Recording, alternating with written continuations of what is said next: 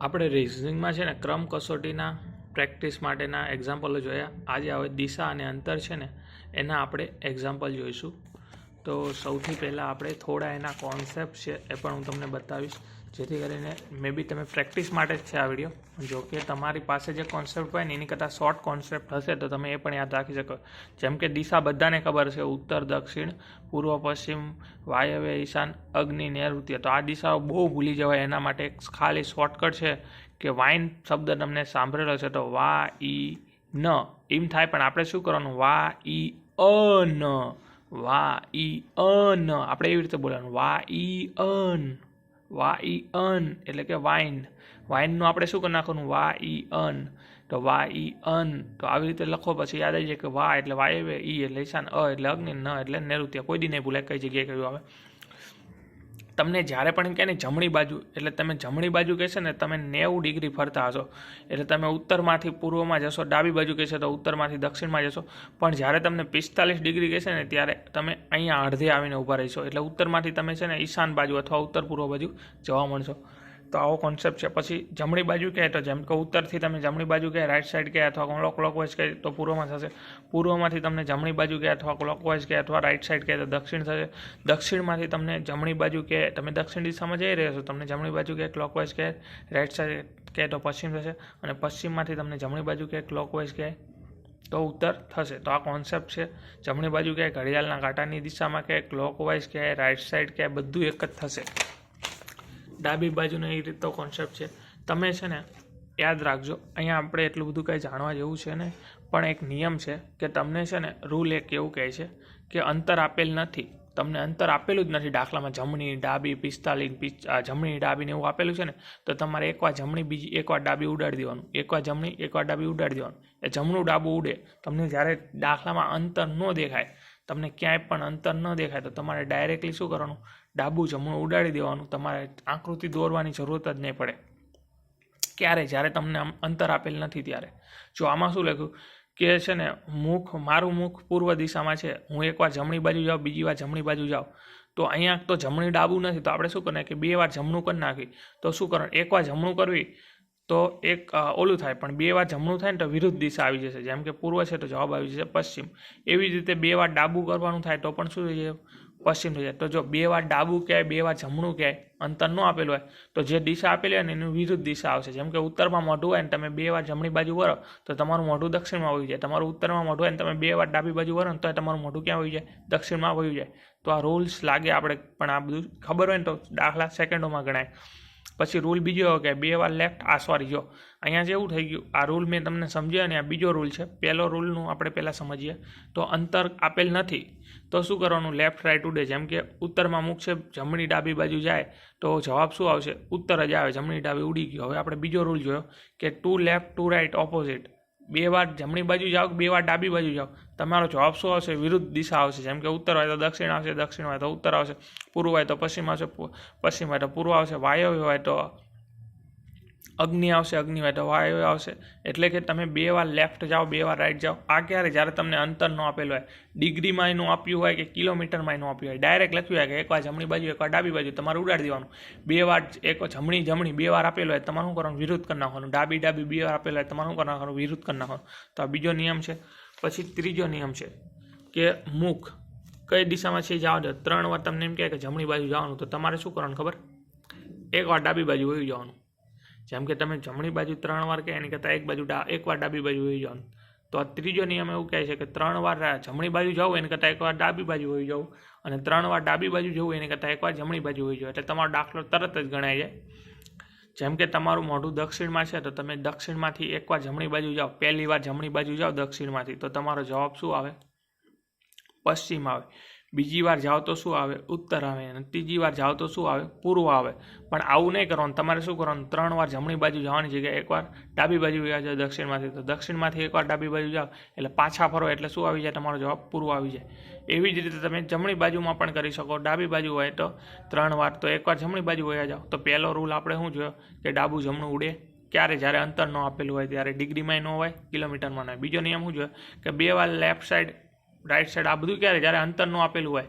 અંતર આપેલું હશે ને ત્યારે પણ આ કોન્સેપ્ટ કામ આવશે, પણ તે થોડું સમજવાવાળું છે. આ વગર સમજાય આમાં કાંઈ માથાકૂટ જ નહીં. બીજો રૂલ એવો કે 2 વાર જમણું કહે 2 વાર ડાબું કહે તો શું કરવાનું? વિરુદ્ધ દિશામાં. ઉત્તર હોય તો દક્ષિણ, દક્ષિણ હોય તો ઉત્તર, પૂર્વ હોય તો પશ્ચિમ, પશ્ચિમ હોય તો પૂર્વ. ડાબું કહે જમણું કહે ગમે કે 2 વાર હોય ને એટલે વિરુદ્ધ દિશા આવી જાય જ્યારે અંતર ન હોય ત્યારે. હવે જો રૂલ નંબર 4 કે 4 વાર લેફ્ટ સાઈડ કહે 4 વાર રાઈટ સાઈડ કહે એનું એ જ આવે. કેમ કે જમણી બાજુ ગયો, જમણી બાજુ ગયો, જમણી બાજુ ગયો, જમણી બાજુ ગયો. 4 વાર જમણી બાજુ વરે તો જ્યાં મોઢું હોય અહીંયા ને યારે 4 વાર ડાબી બાજુ જાય તો મોઢું ત્યાં ત્યારે.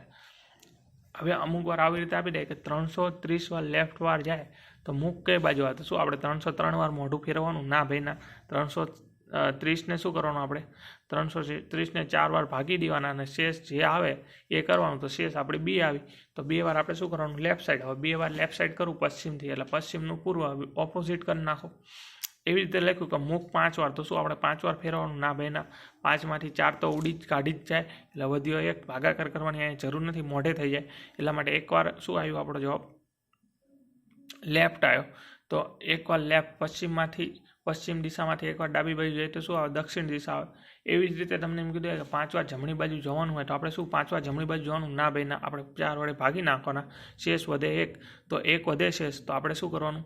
તો પશ્ચિમથી એકવાર જમણી બાજુ જઈએ તો શું આવે? ઉત્તર. ડાબી બાજુ જઈએ તો દક્ષિણ આવે. તો આ કોન્સેપ્ટ હું તમને કહું છું ને, હું કોઈ ટીચર નથી, પણ આ જે સારી બેન્ચમાં સર જે સમજાવે ને મોંઘી અને સસ્તી બેન્ચમાં, જેમ કે અત્યારે મારે જે બેન્ચ ચાલુ છે ને એ માત્ર મહિનાના 150 રૂપિયા છે.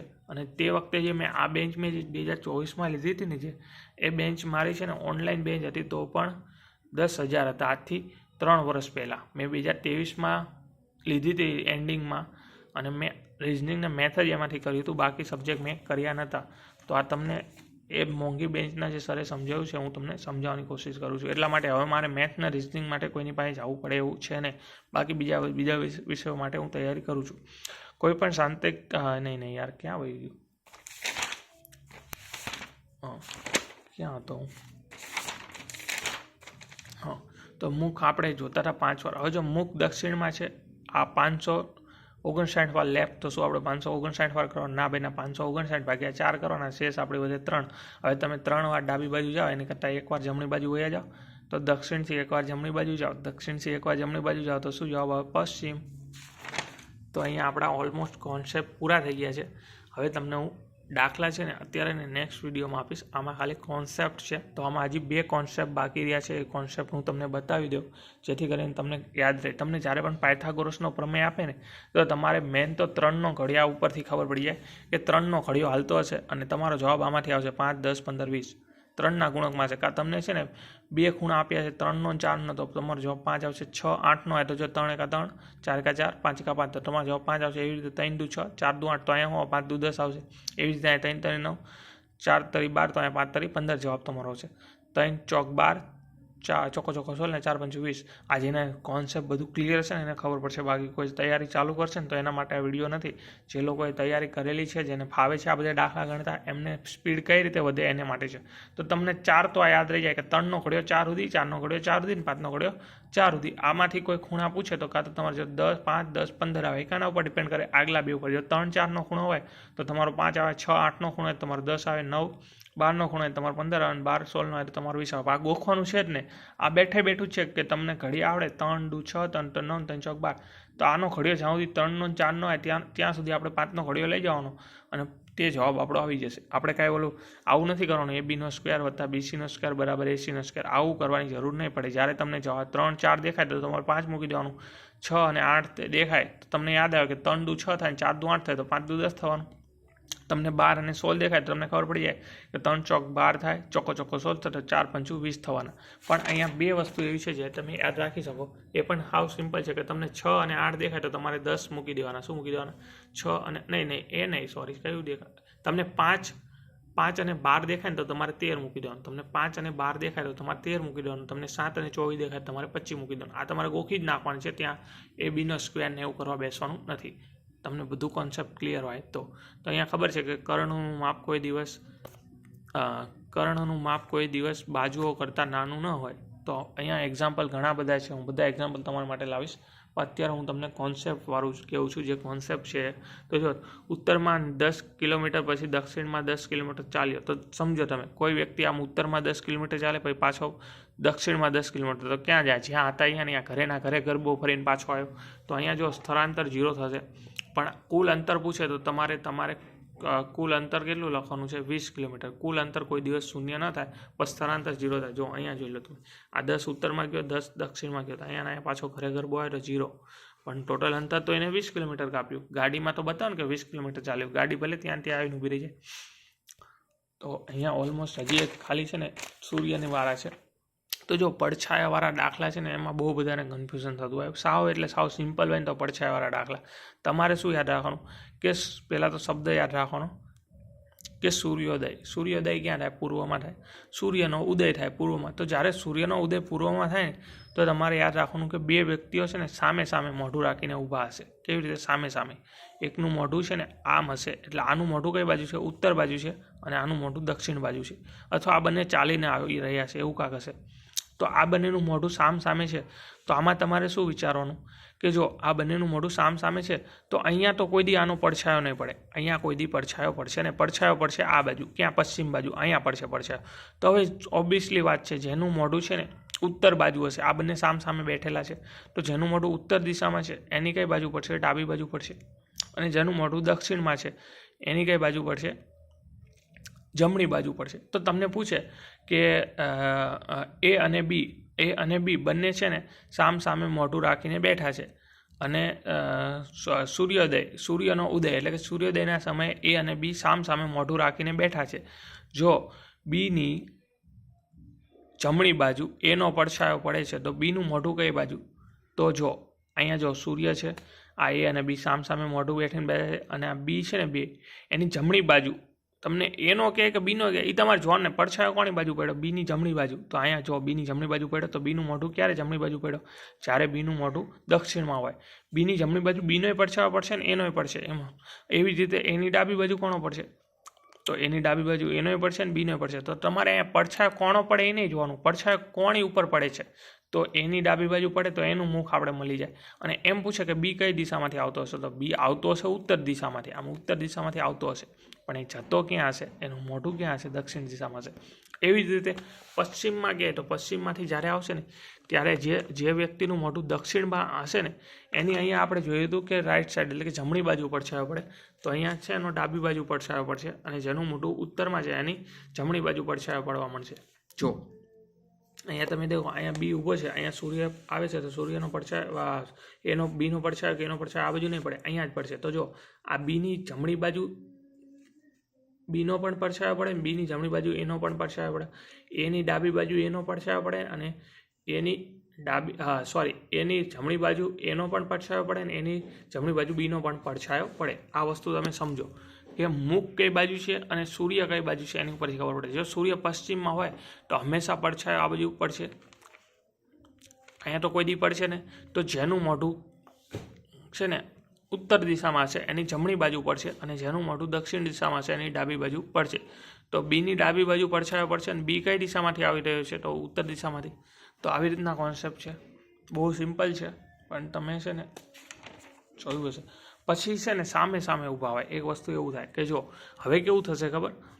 હવે છે ને સૂર્ય છે ને એ માની લો કે પશ્ચિમમાં છે, એટલે કે સૂર્યાસ્ત સમય છે, અને એકનું મોઢું છે ને પશ્ચિમમાં છે ને એકનું મોઢું પૂર્વમાં હશે. તો આ વખતે કેવું થશે કે જેનો માની લો કે પશ્ચિમમાં સૂર્ય છે ને પશ્ચિમમાં, અને જેના મોઢા ઉપર પડછાયો પડે ને સામે મોઢું હોય તો એનું મોઢું પશ્ચિમમાં હોય, અને બે એકબીજાથી મોઢું ફેરવીને ઊભા હોય, અને જો જેના પીઠ ઉપર પડછાયો પડે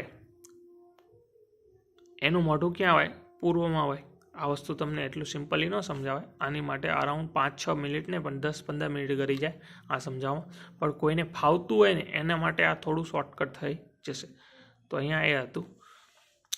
તો બસ આટલું જ હતું. અને એક શીર્ષાસનવાળું છે કે માની લ્યો કે સૂર્ય પૂર્વમાં છે, એટલે કે સૂર્યોદય સમયે કોઈ વ્યક્તિ સૂર્યની સામે મોઢું રાખી, એટલે પૂર્વ દિશામાં એનું મોઢું છે અને શીર્ષાસન કરે છે, તો એનો જમણો હાથ ક્યાં બાજુ? હવે આપણે પૂર્વ બાજુ ઊભા હોય, સૂર્યની બાજુ મોઢું રાખીને ઊભા હોય પૂર્વમાં, અને આપણો જમણો હાથ થયો ને એ હંમેશા કઈ દિશા દર્શાવે? દક્ષિણ દિશા.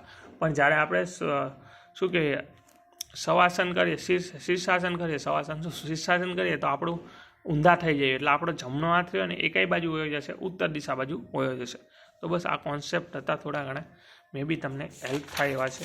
આ સર છે ને, આનું નામ પણ તમને કહી દઉં છું.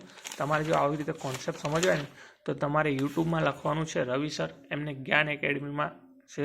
અને આ રવિ સર છે ને, એનું તમે વિડીયો જોશો ને, તમને પહેલી વાર જોશો ને તો આ સર શું ભણાવે છે, પણ તમને પછી ખબર પડશે કે આ સર ભણાવે ને એવું બીજા કોઈ સર નથી ભણાવતા.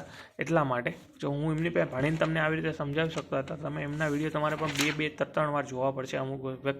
અમુક રિપીટ કરવું પડશે, પણ એકવાર તમે રિપીટ કરી લેશો ને પછી તમે ગમે ત્યારે જોશો ને તમારે એમાં ઇસ્યુ નહીં આવે. તો આપણે એવું નથી, તમને હેલ્પ થાય એટલા માટે મેં કીધું કે તમે રવિ સર લખશો એટલે તમને આ તમને જો ચેપ્ટરના નામ બતાવી દઉં કે જેમ કે તમારે લખવાનું ક્રમ કસોટી બાય રવિ સર. યુટ્યુબમાંથી જો તમારે જોવું હોય, બેન્ચ લીધી હોય તો જ મારી જેવાના વિડીયો જોતા હોય. તમે બેન્ચ લીધી હોય તો મારી જેવાના વિડીયો તો જોતા ન હોય, 500-800 સબસ્ક્રાઈબર વાળા, તો તમારે ખાલી એટલું લખવાનું ક્રમ કસોટી, પાછળ લખી નાખવાનું રવિ સર જ્ઞાન લાઈવ, એટલે એમના ક્રમ કસોટીના વિડીયો આવે. એમાં એમને જેટલું સમજાવ્યું હોય ને કોન્સેપ્ટ વાળા જોવાના, દાખલા ઉડાડતા હશે ને એમાં એમને કોન્સેપ્ટ તો સમજાવશે તો એ પણ જોઈ લેવાનું. તમારે લખતું જવાનું કોન્સેપ્ટ 1, કોન્સેપ્ટ 2. ક્રમ કસોટીના વધીને તમે એમના 3-4 વિડીયો યુટ્યુબમાં ગોતીને જોઈ લો ને, એટલે બેન્ચમાં જેટલું કરાવ્યું હોય ને એટલું જ એમને કરાવે. કેમ કે કેવું હોય ખબર, સીસીની એક્ઝામ આવે ને ત્યારે એમને ક્રમ કસોટી લઈને આવે, કોન્સ્ટેબલનું આવે ને ત્યારે ક્રમ કસોટી લઈને આવી આવે કદાચ, કાં તો 2 વર્ષ પહેલાં લઈને આવે. એવું નહીં 4 વર્ષ જૂનું હોય તો વિડીયો ખરાબ લાગે, એવું નહીં વિચારતા. બહુ મજા આવશે તમે એમનો વિડીયો જોશો ને તો બસ એટલું જ હતું. હું આના તમને પ્રેક્ટિસના એક્ઝામ્પલ બીજા વિડીયોમાં બતાવીશ કે ના દિશા અને અંતરના. આપણે ક્રમ કસોટીના તો બતાવી દીધા તમને 40-45 જેવા હતા. હવે આપણે દિશા અને અંતરના પણ જોઈશું.